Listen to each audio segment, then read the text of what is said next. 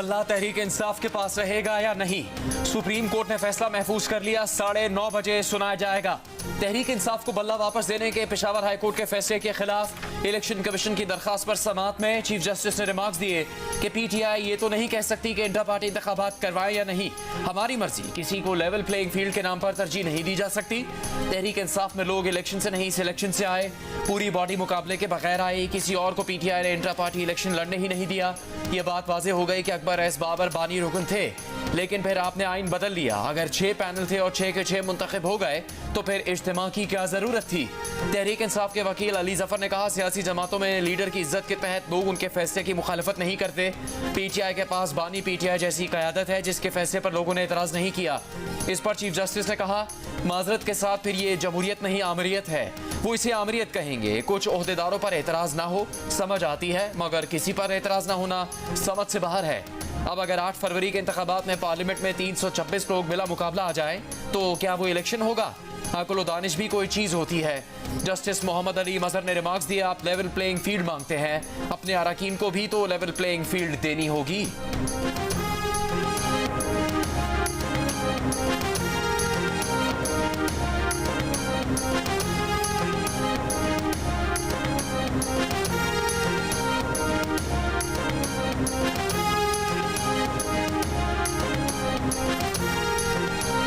कोई भी इंतखाबी निशान दे दें उसके लिए भी तैयार हैं। पार्टी के इंतखाबी निशान के बगैर उम्मीदवार आज़ाद हैसियत में इलेक्शन लड़ेंगे। हर उम्मीदवार का अलग निशान हो तो मसला होगा। बल्ले के इंतखाबी निशान से मुतालिक केस में पीटीआई के वकील अली जफर के दलाइल। तहरीक इंसाफ के वकील हामिद खान ने कहा कि इलेक्शन कमीशन का हदफ पीटीआई का बल्ले का निशान है। बल्ले का निशान लेना उन वोटर्स को चॉइस से महरूम करना है जो पीटीआई को वोट देना चाहते हैं। इलेक्शन कमीशन का तहरीक इंसाफ के साथ दोहरा मेयार है। आज का इलेक्शन कमीशन का फैसला ही इम्तियाजी सलूक की वाज़ेह मिसाल है। चीफ जस्टिस ने कहा कि आपकी ये दलील बड़ी ड्रामाई है, मगर क्या ये दलील आपने हाई कोर्ट में दी थी? चीफ जस्टिस ने हामिद खान से कहा कि अगर सिर्फ इलेक्शन कमीशन आता तो हम छोड़ देते, अब अकबर एस बाबर सामने खड़े हैं तो हम क्या करें? अगर आपको गैर कानूनी निकाला जाए तो आप क्या करेंगे?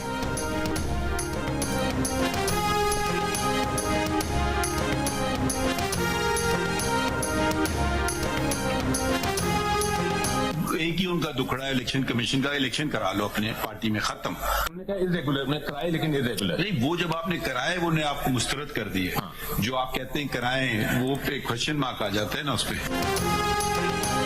पहले अदालत की तशवीश दूर करें, फिर गिला ना कीजिएगा कि फैसला क्यों मुअत्तल किया। चीफ जस्टिस पाकिस्तान का बल्ले के इंतखाबी निशान के केस में पीटीआई के वकील अली जफर से मुकालमा। दौरान समाअत बैरिस्टर अली जफर ने बताया, अकबर एस बाबर को पार्टी से निकाले जाने का लेटर नहीं है, इंट्रा पार्टी इलेक्शन के कागजात नामजदगी नहीं है, बानी पीटीआई की नामजदगी का लेटर भी नहीं है। चीफ जस्टिस ऑफ पाकिस्तान ने कहा, सब छोड़ें, ये बता दें इलेक्शन हुआ भी है या नहीं, तमाम पार्टी अरकान को यकसा मौका मिला या नहीं। इलेक्शन कमीशन को कागज का टुकड़ा दिखाकर ये नहीं कहा जा सकता कि लो इंतखाबात करवा दिए। पीटीआई तो कागजात नामजदगी की फीस का भी कोई कागज नहीं दिखा रही। पीटीआई वकला सवालात का जवाब नहीं देंगे तो मजबूरन पेशावर हाई कोर्ट का फैसला मुअत्तल करना होगा।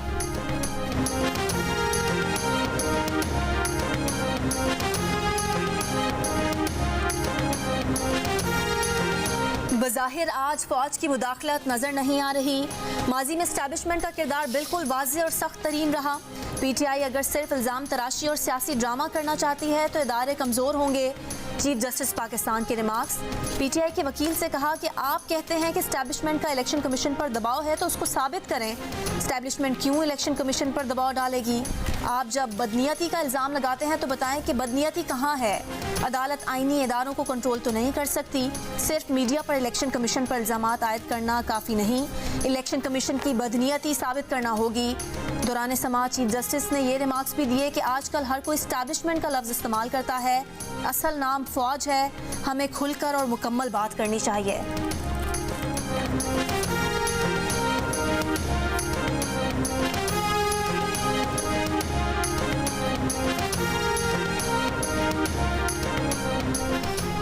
बस अब बहुत हो गया, लूली लगनी जमहूरियत नहीं, पूरी जमहूरियत चाहिए।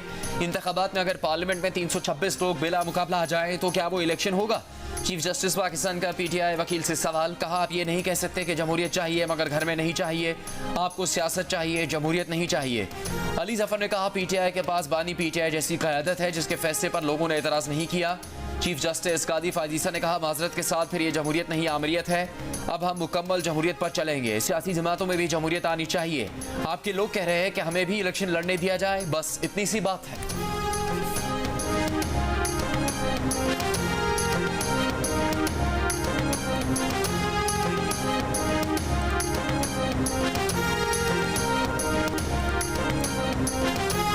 अडयाला जेल में तोशाखाना केस की समाअत के मौके पर कारकुनान की बानी पीटीआई के सामने टिकटों की तकसीम पर शिकायत। बानी पीटीआई ने जवाब दिया कि उन्हें टिकटों पर मुशावरत करने की इजाज़त नहीं दी गई, नहीं मालूम किसे टिकट मिले हैं किसे नहीं। वो 850 टिकटों के बारे में जुबानी कलामी कैसे फैसला कर सकते हैं। बानी पीटीआई ने अदालत में मौजूद सहाफ़ियों से पूछा कि क्या उनकी कोई चीज़ रिपोर्ट हो रही है। सहाफ़ियों ने बताया कि हर चीज़ रिपोर्ट हो रही है। उस पर हैरान होकर बानी पीटीआई ने कहा, क्या आप कह रहे हैं। अदालत ने अडयाला जेल कवर करने वाले सहाफ़ियों को रोस्ट्रम पर बुला लिया।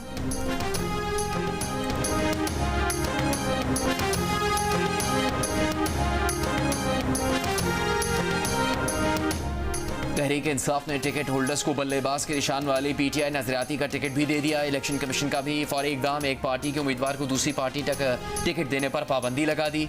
आरओ को खत लिख दिया, कहा एक शख्स एक वक्त में एक से ज्यादा पार्टी का रुकन नहीं हो सकता। इलेक्शन एक्ट के तहत उम्मीदवार अपनी पार्टी वाबस्तगी का सर्टिफिकेट देता है। इससे पहले तहरीक इंसाफ ने बल्ले के इंतखाबी निशान पर सुप्रीम कोर्ट के फैसले से पहले ही उम्मीदवारों को पाकिस्तान तहरीक इंसाफ नजरियाती के टिकट जारी किए थे।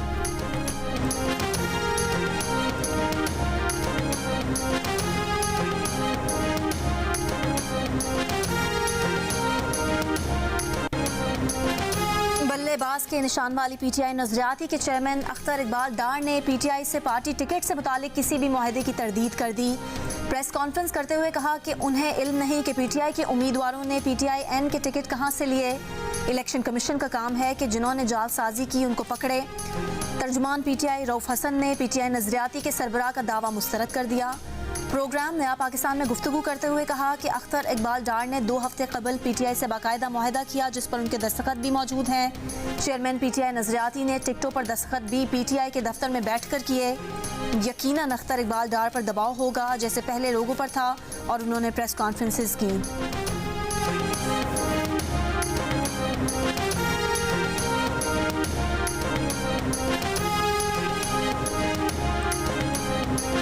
इंतखाबी निशानात की अलॉटमेंट का वक्त 10:30 बजे तक बढ़ा दिया गया। इंतखाबी निशानात की अलॉटमेंट का वक्त 7:30 बजे तक था। इलेक्शन कमीशन ने पहले 9 बजे तक तौसी की और फिर वक्त 10:30 बजे तक बढ़ा दिया गया।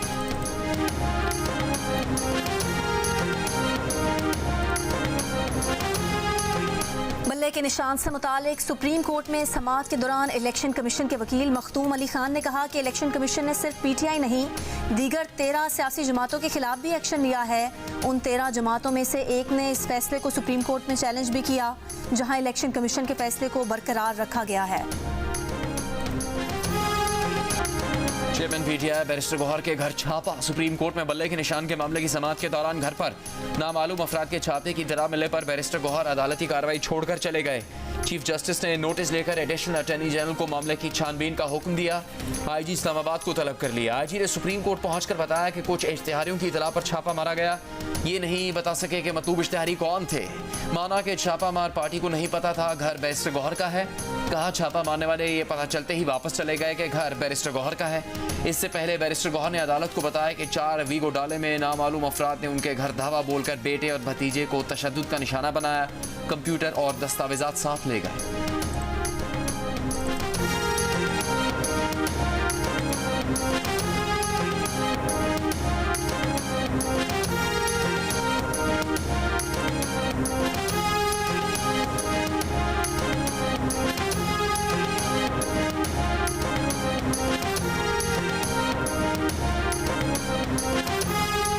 इश्तिहारी मुल्जमान के लिए छापे मारे जा रहे थे और उसमें बैरिस्टर साहब के घर पे जो टीम गई थी, जिन्हें जब पता चला है तो वो वापस आ गए। ना किसी का कोई सामान लिया गया है, ना कोई कंप्यूटर उठाया गया है। आईजी इस्लामाबाद का कहना है कि बैरिस्टर गौहर के घर हमला नहीं हुआ। पुलिस तर्जुमान का कहना है कि पुलिस एक इत्तला पर इश्तिहारियों की तलाश में पहुंची। वहां मालूम हुआ कि वो घर बैरिस्टर गौहर का है, जिस पर पुलिस वापस आ गई। किसी पर तशद्दुद नहीं किया और ना ही कोई दस्तावेजात उठाई। बैरिस्टर गौहर के मुलाजिम का कहना है कि 3 डालों में 18 से 20 एहलकार आए, घर में तोड़ फोड़ की। बैरिस्टर गौहर के बेटे और भतीजे को हथकड़ियां लगाकर रखा और कुछ कागजात लेकर रवाना हो गए।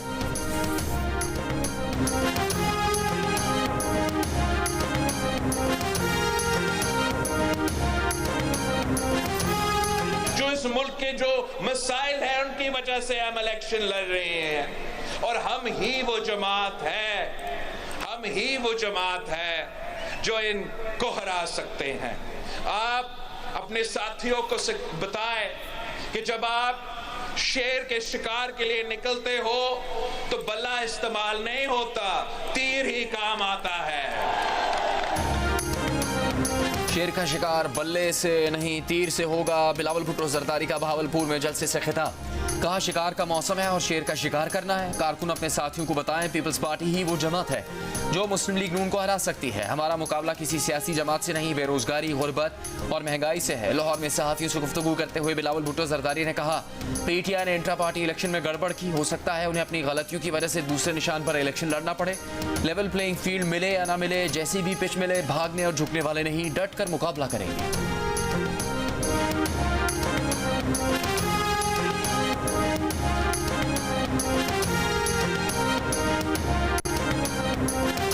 तहरीक इंसाफ चोरी से इक़्तिदार में आई, मगर नून लीग डकैती से इक़्तिदार में आ रही है। साबिक वज़ीर आज़म शाहिद खाकान अब्बासी की लाहौर में गुफ्तगू। कहा नवाज शरीफ स्टैब्लिशमेंट के बगैर 100 की बजाय 30 सीटों पर आ जाएं, लेकिन मोराल डाउन न करें। नवाज शरीफ जिस तरह इक़्तिदार में आ रहे हैं उससे इख्तलाफ है। मुस्लिम लीग नून को मिफ्ता इस्माइल को जलील करके इस्तीफा नहीं लेना चाहिए था। नून लीग का हिस्सा होने या ना होने के सवाल पर शाहिद खाकान अब्बासी ने कहा कि वो नून लीग की मौजूदा सियासत से मुत्तफिक नहीं है, इसलिए इलेक्शन नहीं लड़ा है।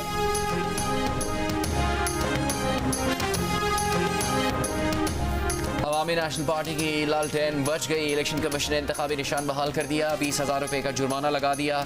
पार्टी को 10 मई तक इंट्रा पार्टी इंतखाबात करवाने की हिदायत। एनपी की इंट्रा पार्टी इंतखाबात के लिए 5 साल की मियाद अभी मुकम्मल नहीं हुई।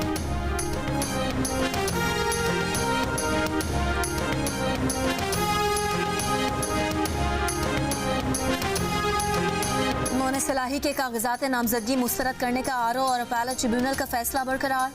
लाहौर हाई कोर्ट ने महफूज फैसला सुना दिया। मोहन सलाही की वालिदा कैसरा इलाही को 2 हलकों से इलेक्शन लड़ने की इजाज़त दे दी। परवेज इलाही की अपील पर महफूज फैसला कल सुनाया जाएगा। बानी पीटीआई के कागजात नामजदगी मुस्तरद करने के खिलाफ दरख्वास्त पर समाअत भी कल होगी।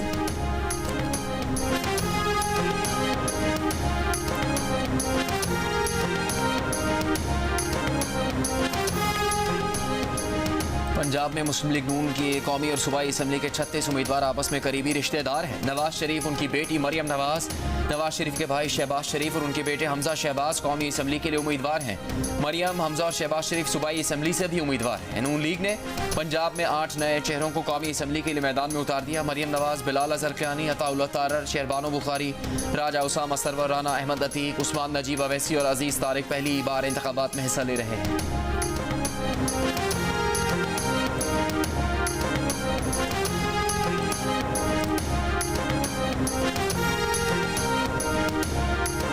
पंजाब में नून लीग के कौमी असम्बली के 60 इंतखाबी उम्मीदवार जमींदार, जबकि 53 का ताल्लुक कारोबारी तबके से है। जंग इलेक्शन सेल के मुताबिक मुस्लिम लीग नून के पंजाब से 7 उम्मीदवारों का जरिए मुआश वकालत है, जबकि 6 का ताल्लुक तिब के शोबे से है। बकिया उम्मीदवार सियासत को ही अपना ओढ़ना बिछोना करार देते हैं। मुस्लिम लीग नून ने खैबर पख्तूनख्वा में टिकट जारी कर दिए। NA-15 मानसेरा से नवाज शरीफ पार्टी के उम्मीदवार होंगे। NA-2 और NA-11 से अमीर मुकाम को टिकट दिया गया। अमीर मुकाम को PK-5 से भी टिकट जारी कर दिया गया। सरदार मोहम्मद यूसुफ को NA-14 मानसेरा, अब्बास अफरीदी को NA-35 कोहाट और अरबाब खिजर हयात को NA-28 से नून लीग का टिकट दिया गया है।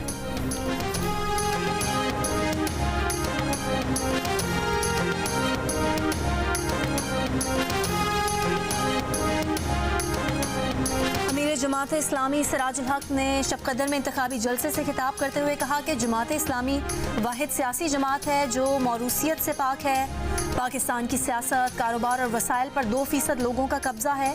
सियासी जमातों ने मुल्क को अरबों रुपए का मकरूज बनाया। अवाम से तालीम, सेहत और रोजगार छीनने वाले एक बार फिर वोट मांग रहे हैं। करप्ट लोग करप्शन खत्म नहीं कर सकते।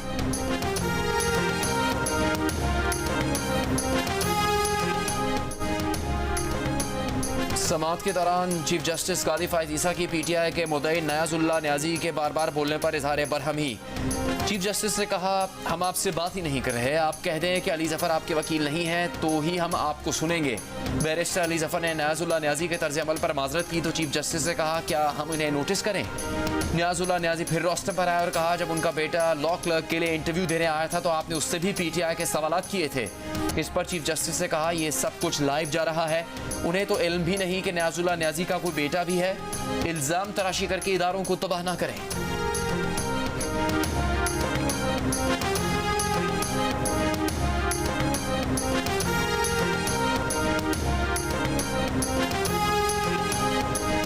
खैबर पख्तूनख्वा में 2 मुख्तलिफ कार्रवाइयों में 4 दहशतगर्द हलाक।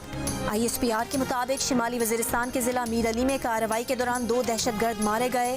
मरने वालों में दहशतगर्द कमांडर तबस्सुम उर्फ कादिर मान और दहशतगर्द साजिद उर्फ सरकंडी शामिल। DI खान के इलाके कलाची में कार्रवाई के दौरान भी 2 दहशतगर्द मारे गए।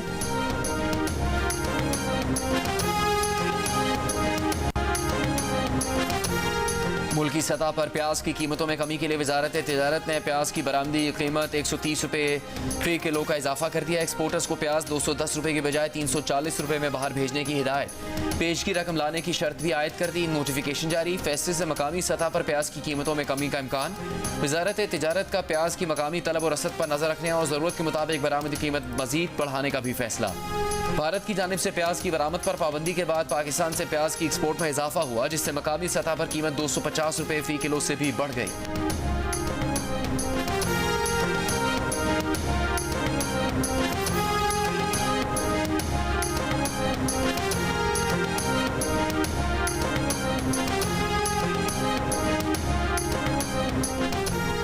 पाकिस्तान में चीन के सफीर का दोनों ममालिक के दरमियान बाहमी मफादात को मजीद फरोग देने का आज़म। कहा, चीन और पाकिस्तान आलमी बिरादरी के 2 अहम ममालिक हैं। इंसाफ के तहफ़्फ़ुज़ और ताउन और तरक्की के फ़रोग में नुमाया किरदार अदा करते हैं, इसलिए हम चाहते हैं कि एक दूसरे से सीखें, बाहमी मफादात की बुनियाद पर ताउन को मजीद फ़रोग दें। चीन के सफीर का मुकम्मल इंटरव्यू देखिए आज रात प्रोग्राम जिरगा में 10:05 पर सिर्फ जियो न्यूज़ पर।